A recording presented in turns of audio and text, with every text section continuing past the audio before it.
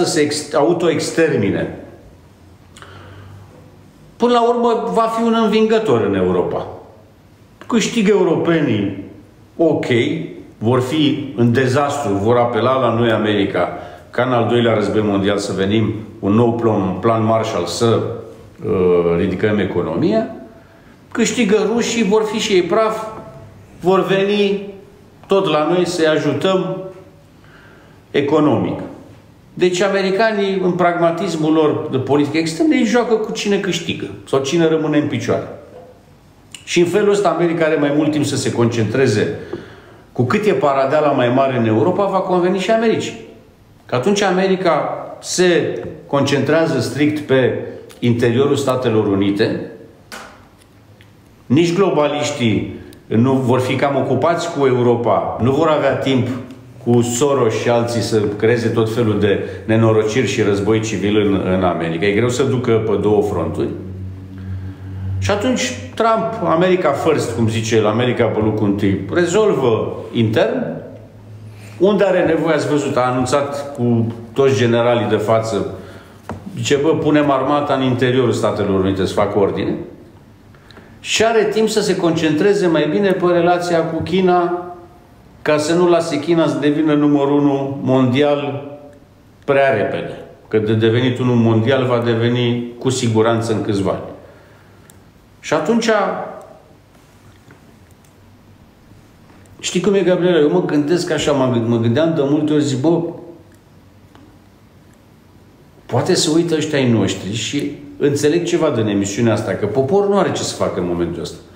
Poporul înțelege, cred eu, ce spunem noi aici, nu are ce să facă. Aici sunt lucruri de luat la nivel de președinte, CSAT, dar l-ați văzut, comandantul suprem al forțelor armate, Nicu Șordan, săracul e pe nicăieri, nene. E groaznic. Deci este... Groaznic, adică n-ai... V-am spus, un copilaj de 12 ani care nu știau pe unde... Ce trebuie să facă? Cred că mai avea un pic și de frică. Avem o problemă, fugea de acolo. Avem o problemă și cu reprezentanții armatei, fără a jigni pe nimeni. Nu ai cum să tolerezi așa ceva. Adică, scuză-mă. Deci suntem varză. Adică... Dar eu speram că, bă, cineva urmărește și iau atitudine. Deci odată că nu cred că urmărește nimeni, sau dacă urmăresc, e posibil să nu înțeleagă nimic. Pentru că eu văd ce decizii iau, arată clar că ei nu înțeleg contextul în care noi ne aflăm. Păi în momentul în care Rusia... Deci numai atâta. Când Rusia spune, bă, băi, gata, nu mai livrăm benzină și motorină, ups! Trebuie să spui... Păi înseamnă, ce fac rușii cu benzina și motorina? Păi și-o bagă în rezervoare. În care rezervoare? Avioane, tancuri, drone și ce-o mai fi. Opa, dar de ce? A, uite așa, că pentru parada militară. Bă, suntem nebuni. Și atunci, automat, te gândești că rusul are o problemă. Vă mai spun încă o dată, ca să înțelegeți cum gândesc rușii. Și ei gândesc așa de zeci de ani, da? După al doilea război mondial au lucrat la această doctrină. Ei spun următorul lucru. Nu o să mai pățim un Stalingrad. Nu o să mai pățim să stăm să ne apărăm cu vodcă și în sărăcie și noroc cu vremea care i-a salvat de trupele hitleriste. Ca Moscova să nu cadă. Și au modificat toată doctrina lor. Și ei spun așa. Dacă identificăm un potențial agresor, atacăm noi primii. Și nu se joacă încă o dată. Vă reamintesc contextul, că uitați unii dintre voi. În 2021, la final, în octombrie, Zelinski a spus că probabil că consumase mai mult și a dat-o pe goarnă, că în mod normal nu dai pe goarnă așa ceva, că el va instala rachete nucleare cu rază lungă de acțiune. Ceea ce însemna că din acel moment apăsa un butonaș Zubilinski, actorașul, și rachetele mergeau la Kremlin, ajungeau până la Kremlin. Până la Palatul lui Putin, până unde aveau ei nevoie. În momentul ăla rușii au zis, păi nu îi lăsăm să le instaleze, și au mutat repede 300.000 de soldați la granița cu Ucraina. Și au avertizat. Opriți-vă, opriți-vă, opriți-vă, că altfel intrăm peste voi. Și nu s-au oprit. Și foarte mulți comentatori spun, hai dumne, rușii își arată mușchii, nu o să intre, domne, nu, se va rezolva. Pute că nu s-a rezolvat și rușii au intrat. Aceiași comentatori după aceea spune, da, doamne, că se termină repede, acum va fi un blitzkrieg, va fi cu tare, neînțelegând nimic, da? Acum la fel. Deci dacă ăștia votează bugetul și se dă drumul la înarmare, nu o să stea deloc rușii pe scăunelul lor. Deloc. Adică e posibil să ajungă și la Berlin. E posibil. Pentru că n-au de ales. Și asta face parte din ce au gândit după al doilea război mondial. Și nu s-a modificat niciodată. Să ne aducem aminte, mă rog, ce știm după ce s-a dezvăluit criza rachetelor din Cuba, când Kennedy a înțeles că rușii vor apăsa butonul. Și el a renunțat. Kennedy a renunțat. Că și-a dat seama că nu te pui cu rușii. Păi la fel și acum n-ați înțeles, n-au înțeles ăștia, bă, cu rușii nu te pui când e vorba de război. Cu rușii poți să te pui pe alte planuri, da? La noi este... Păi nu știți ce au făcut? Au zis, băi, ei acum se gândesc la alegerile pentru primăria capitalei. Păi da. Deci până acum au frecat Duda și acum hai să facem alegeri acum în noiembrie. Da? Că e și acolo de prăduit vreun 1 miliard de euro. Da? Au împărțit frumos. Bă, băieți, dacă începe paradeala, eu vă întreb, voi unde o să fiți? Că paradeala începe dacă ăștia mai pun mult gaz pe foc. Dar cine va candida la aceste alegeri? Gabriela, nici nu mă interesează, pentru că din momentul în care v-am spus anul trecut că vor fi ultimele alegeri libere, din momentul ăsta îi pot pune pe oricine. Mă rog, tu ai spus din 2019 că nu mai avem alegeri libere, nu doar anul trecut. Da, dar altul cum măcar am zis, astea sunt ultimele alegeri libere, da? Nici nu mai contează. Îi pot pune pe oricine. Și dacă trebuie, arestăm, închidem televiziuni, închidem oameni, mai facem dosare cu legionari, da?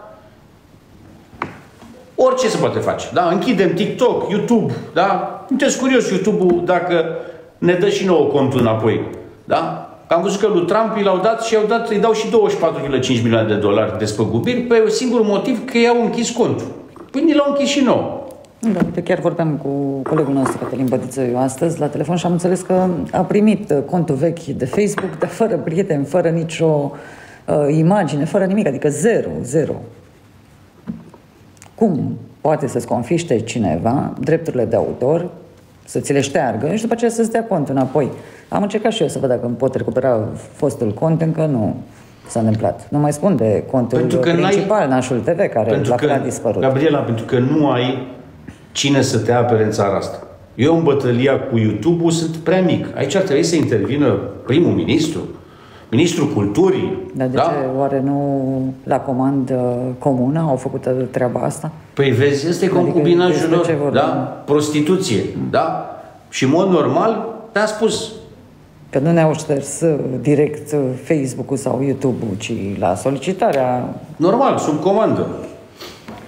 Da, deci guvernul Bolojan închide CFR Călători, deci în curând nu o să mai avem trenuri. Da?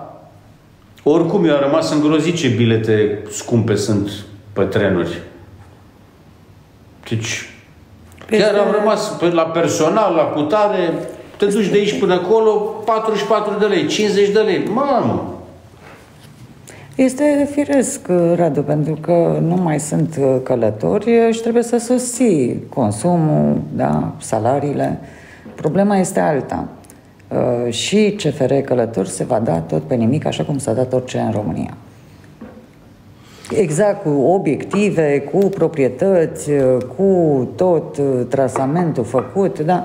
Că ne uităm îngrosiți de câte ori mergem prin țară și vedem foarte clar calea ferată nu este întreținută, nu este curățată, ceea ce înseamnă pericol. Pe când tu nu oferi ca stat un mijloc de transport curat, da?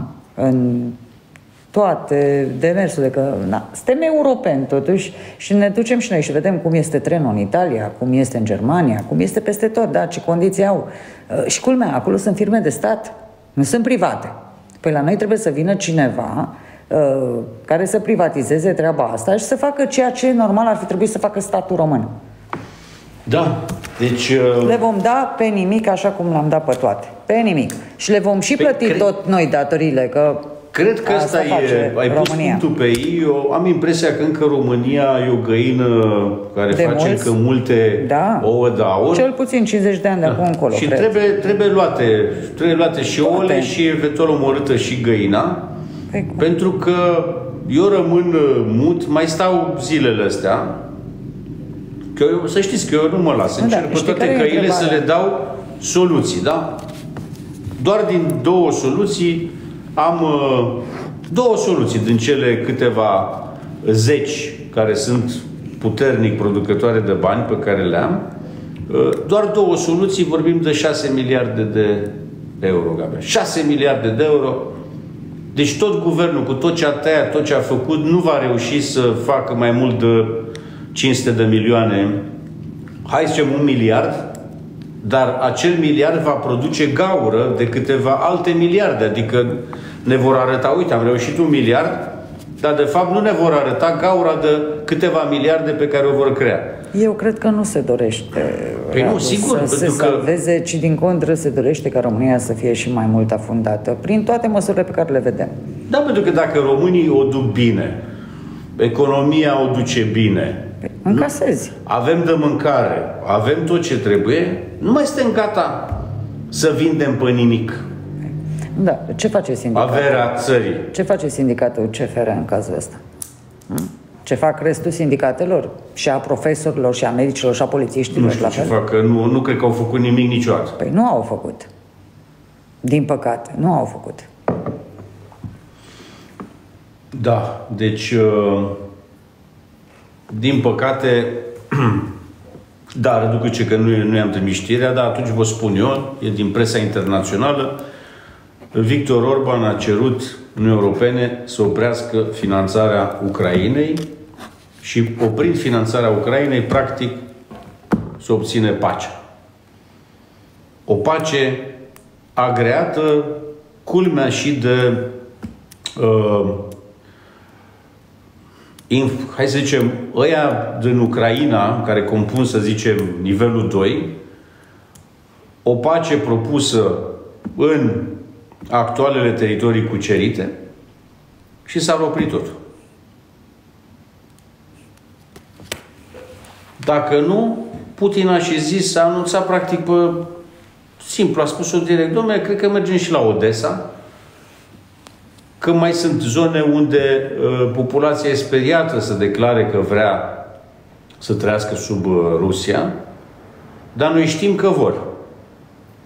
Adică deja a mărit, în loc să se fi făcut pacea cum era antamată și cum Zubilinski agrease în fața lui Trump, până l-au răzgândit europenii și stăpânii lui globaliști, acum va fi mai mult. Dacă ăștia vor război, atunci eu estimez, nu mă pricep deloc, eu chiar nu mă pricep, nu știu să comentez jocuri pe calculator la televizor și să spun că iată cum trage armata ucraineană, dar estimez că Ucraina va cădea de tot și Polonia va avea coșmarul vieții ei, va avea graniță directă cu Rusia și cred că și Polonia trebuie să facă niște lucruri pentru că, repet, între Polonia și Rusia este o ură de moarte și rușii sunt gata să intre și în Polonia dacă Polonia continuă pe drumul greșit pe care e, greșit față de Rusia. Pentru că Polonia nu este o forță care să se pună cu Rusia și aici pot să fac o completare. Ucraina totuși a antrenat armata în ultimii ani, spre deosebire de Polonia, care nu. Adică ucrainenii chiar au luptat, da? Pentru că ei după 2014 au avut aproape 7 ani, după ce Putin a intrat în Crimea, 7 ani în care chiar au avut specialiști NATO, sub pregătire NATO, în principal americană, deci ucrainenii chiar și-au făcut o armată profesionistă, da? Polonia nu. Așa că Polonia trebuie să se gândească foarte bine la ce are de gând și nu înțeleg cum polonezii, care erau atât de abili în politica externă, cum nu înțeleg că nu e bine să aibă graniță directă cu Rusia. Nu e bine deloc. La fel cum nici noi nu ne dorim, printre altele, treaba asta. Știi care e treaba? Încă o dată, am mai spus o dată. Problema este că fundamental între Polonia și Rusia este un război practic permanent de 200 și ceva de ani. Da? Adversar. Niciodată nu o să vezi Rusia cu Polonia în aceeași tabără. Niciodată. Da? 2. Rușii și polonezii să urăsc ei ca cetățeni. Noi ne mai hârâim cu maghiarii, cu tare, dar la mișto nu e. Sunt câțiva mai zăltați și la maghiari și la români. Dar ăștia să urăsc oameni, să urăsc. Adică o scânteie și pac. Și de-aia zic că nu înțeleg polonezii de ce nu stau pe fundul lor. Că nu le-ar conveni. Adică trebuie să fii pragmatic în politica externă. Noi nu avem problema asta. Că, vorba aia, noi suntem prin Marea Neagră, oricum avem graniță cu rușii. Care e problema? Da? Dar la noi nu este... Rușii nu sunt interesați de România. Deci nu vin rușii peste noi. Rușii nu ne iubesc, dar nici nu ne urăsc. Deci nu avem motive de ură, cum există între Polonia și Rusia. Da? Deci nu este o miză. Cât timp stăm pe fundul nostru, e ok. N-au ce căuta în partea asta, nu interesează. În schimb, Polonia mai are o problemă uriașă. Să nu uităm că RDG-ul, da? Dacă mă întrebați pe mine, chiar dacă au votat AFD-ul, nu au votat AFD-ul că, vezi, Doamne, cum spun ăștia, că extremist, că nazist, că nu știu ce. Nu. RDG-ul, dacă mă întrebați pe mine, ăia țin mai mult cu rușii decât cu UE. Și nu cred că Poloniei convine menghi în asta în care nu știi ce se întâmplă, că odată își declară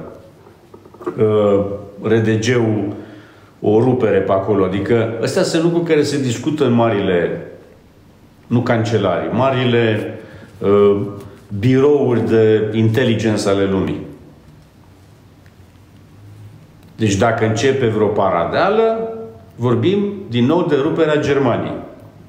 Și cred că sunt aceste discuții pentru că la un moment dat și Rusia a amenințat voalat: băi, noi v-am făcut Germania mare, noi vă facem mic.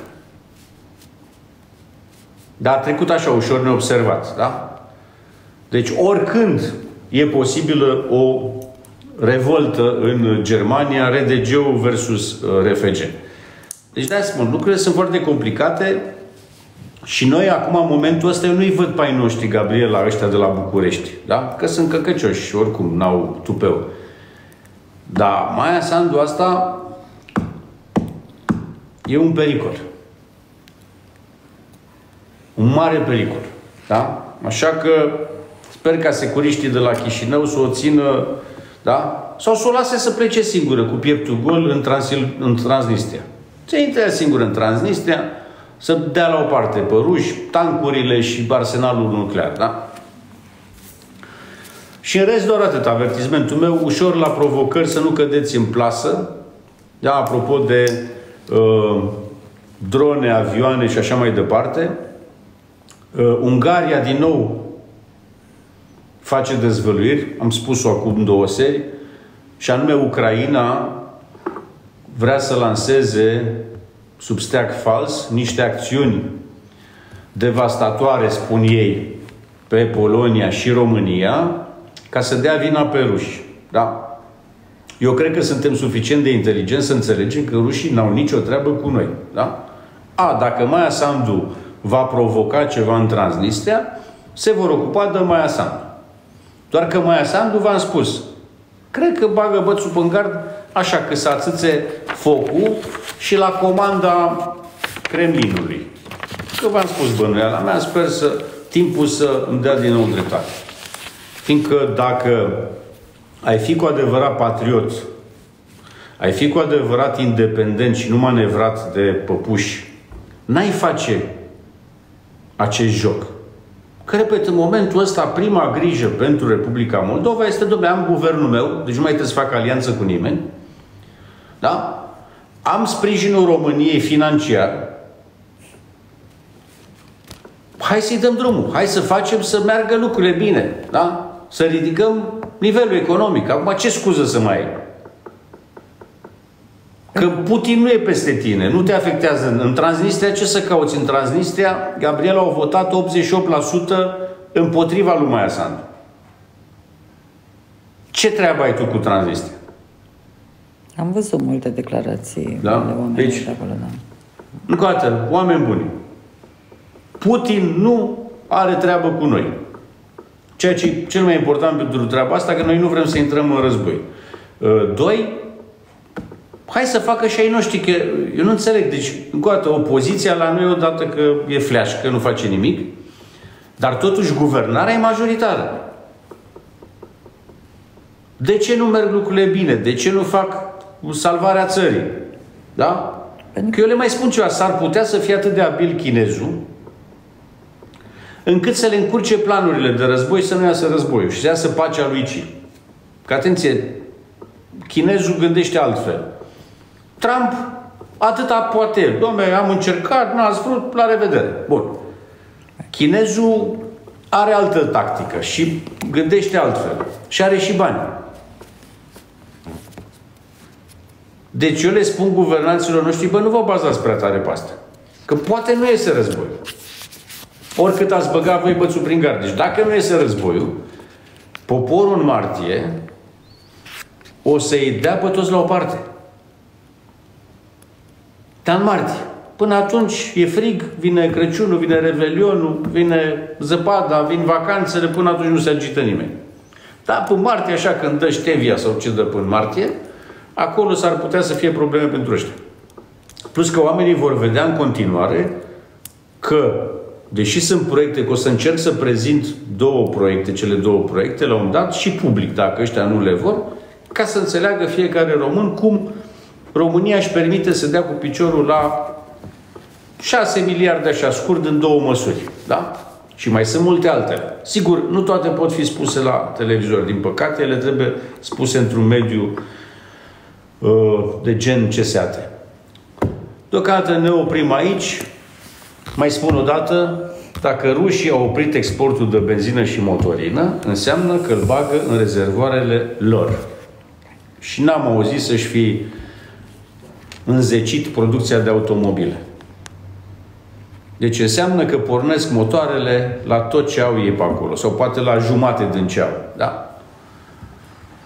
Iar ăștia să vedem, își cumpără armament, dar cu ce îl alimentează? Că trebuie să-l alimenteze cu ceva. Da? Cu spirit medicinal, probabil. Ne oprim aici, din punctul meu de vedere, să fiți iubiți. Vedem că zilele fac tic-tac în momentul ăsta, e octombrie.